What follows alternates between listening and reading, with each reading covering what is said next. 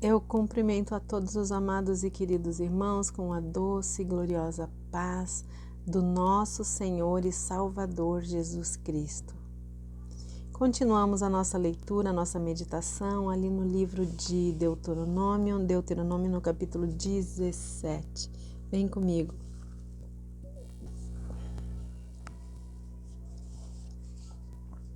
Nunca sacrificarás para o Senhor teu Deus um touro ou uma ovelha com defeito ou qualquer imperfeição grave. Esse tipo de atitude seria detestável para ele. Se um homem ou uma mulher que vive numa das cidades que o Senhor teu Deus te dará, for encontrado fazendo o que é reprovável aos olhos do Senhor teu Deus, transgredindo a sua aliança e assim desobedecendo ao mandamento que hoje te proclamo, para servir a outros deuses, se prostrar perante eles, ou diante do sol, da lua, ou diante das estrelas do céu, se isso for denunciado a ti, ou se tu ouvires, primeiro farás uma acurada investigação. Se ficar comprovado, se for verdade que uma tal abominação como esta foi cometida em Israel, então farás sair para as portas da cidade o homem ou a mulher que cometeu esse pecado tão escandaloso e apedrejarás o culpado até a morte. Contudo, é preciso que haja pelo menos 2 testemunhas para que uma pessoa seja condenada à morte. Ninguém pode ser morto se houver somente uma testemunha. As mãos das testemunhas serão as primeiras a proceder à execução e depois das mãos de todo o povo. Deste modo eliminarás o mal no meio de ti. Quando estiveres de julgar uma causa que te pareça demasiado difícil, casos complexos de homicídio, pleitos, lesões mortais ou causas controvérsias em tua cidade, levantar-te-ás e subirás ao lugar que o Senhor teu Deus houver escolhido. Irás então até os sacerdotes e levitas e ao juiz que estiver em função naqueles dias. Eles investigarão e te anunciarão a sentença. Agirás absolutamente de acordo com as instruções que se transmitirem deste lugar que o Senhor houver designado. Cuidarás de realizar tudo conforme todas as orientações. Farás segundo a ordem que te derem, e de acordo com a sentença que te anunciarem, sem te desviares para a direita ou para a esquerda da palavra que te houverem comunicado. O homem que agir com arrogância, não obedecendo ao juiz ou ao sacerdote que está ali para servir unicamente ao Senhor, o teu Deus, deverá ser morto. Deste modo, extirpará o mal no meio do povo de Israel. Assim, todo o povo temerá e não ousará mais agir com presunção e rebeldia. Quando tiveres adentrado na terra que o Senhor Deus te concede,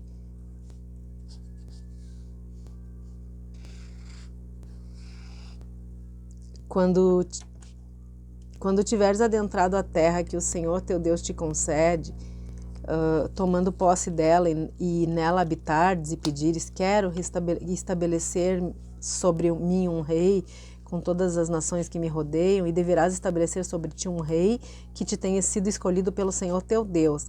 É um dos teus irmãos que escolherá para governar sobre ti. Não poderás nomear um estrangeiro que não venha dentre os teus próprios irmãos israelitas. Ele, porém, não deverá multiplicar muitos cavalos para si, nem fará com que o povo retorne ao Egito para aumentar sua cavalaria, pois o Senhor ordenou: jamais voltareis por este caminho. Que o rei não tome para si muitas mulheres, para que seu coração não se desvie da sabedoria, e que não arrecade excessivamente prata e ouro para si.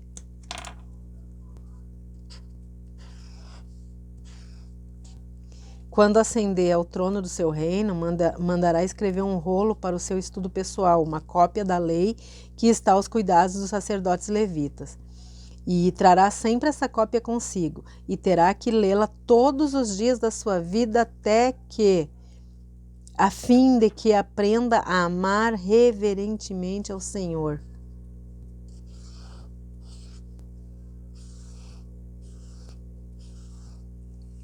E cumprir fielmente a palavra da Torá, da lei, com todos os mandamentos. Deste modo, o rei não se levantará arrogantemente sobre os seus irmãos e nem se desviará dos decretos da lei, nem para a direita e nem para a esquerda. Assim prolongará o seu reinado e o governo de seus filhos, descendentes do meio de Israel.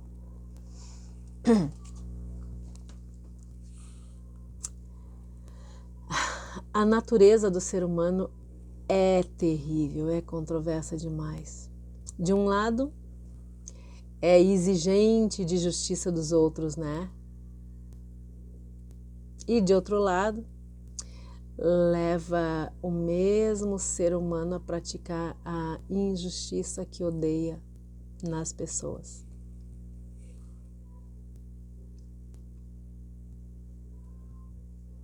É incrível, mas o mesmo ser humano consegue enxergar no outro os mesmos defeitos que ele não enxerga em si mesmo. E ele consegue querer que com o outro as coisas sejam, que o outro seja tratado com plena justiça. Mas ele gostaria de ser tratado com compaixão, com misericórdia. É incrível, queridos, porque o ser humano não deseja a mesma misericórdia que deseja para si e para os outros. E isso faz... Essa é a marca de um ser humano, não de um filho de Deus. Isso diferencia uma criatura de Deus de um filho de Deus. Todos são criaturas, mas filhos têm um padrão muito diferente.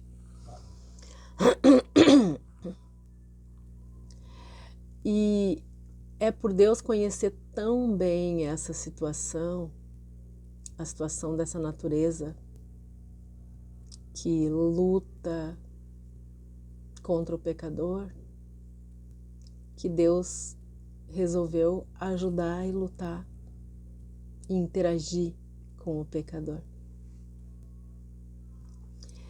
Nesse tempo aí que a gente está lendo aqui, Deus instituiu juízes e oficiais que pudessem garantir a estabilidade, a obediência no meio do povo, né? E esses oficiais, esses juízes deveriam administrar a lei da justiça de Deus imparcialmente, sem recorrer a nenhum método pagão. Dos versículos 2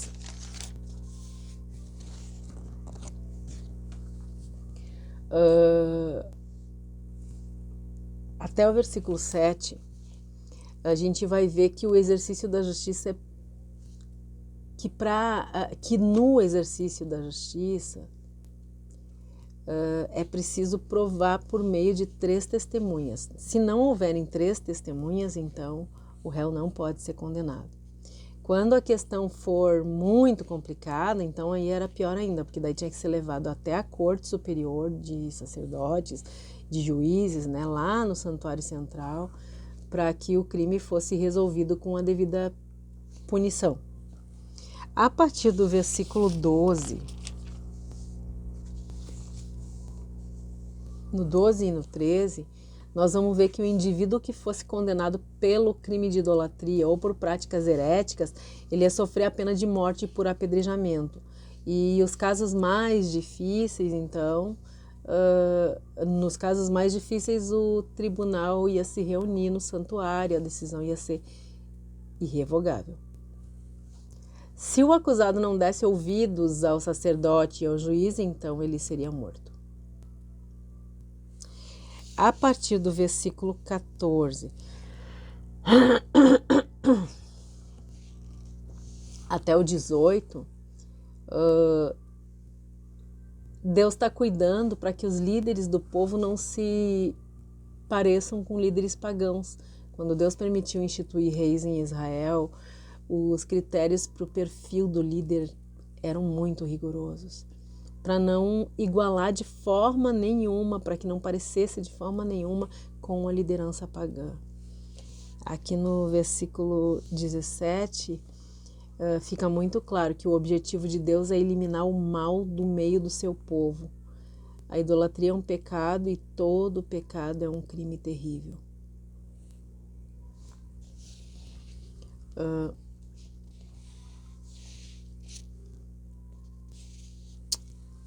Se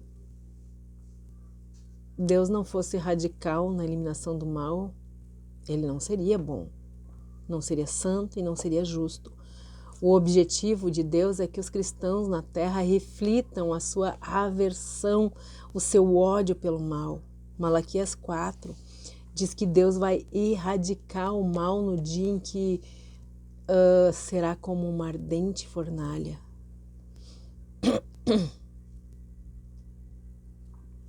Onde todos os arrogantes, todos os malfeitores vão ser como palha, e Deus não vai deixar sobrar nenhuma raiz, nenhum galho. Os levitas e os sacerdotes não desempenhavam funções seculares. Eles se dedicavam somente ao serviço do santuário, somente ao serviço do santuário.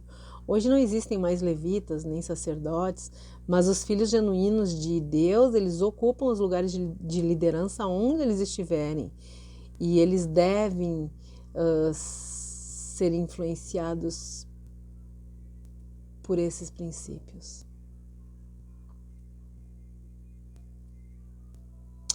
Mesmo não existindo mais levitas e sacerdotes, queridos, existem filhos de Deus legítimos e que estão ocupando, sim, e que ocupam lugares de liderança em qualquer lugar que eles forem. E isso acontece porque eles são regidos completamente pelos princípios de Deus.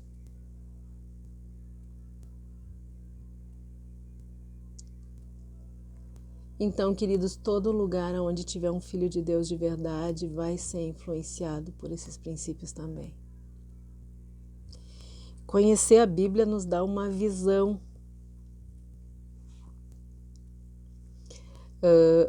mais ampla do desenvolvimento do plano da redenção. A justiça vai ser completa. O próprio Deus vai julgar os casos um a um. Quando se completar o tempo da redenção, todo o mal que é a consequência do pecado, junto com os pecadores que não quiseram se arrepender, vão ser completamente arrancados do universo. Completamente arrancados do universo, queridos. Quando se cumprir o tempo, quando se cumprir completamente o plano da redenção,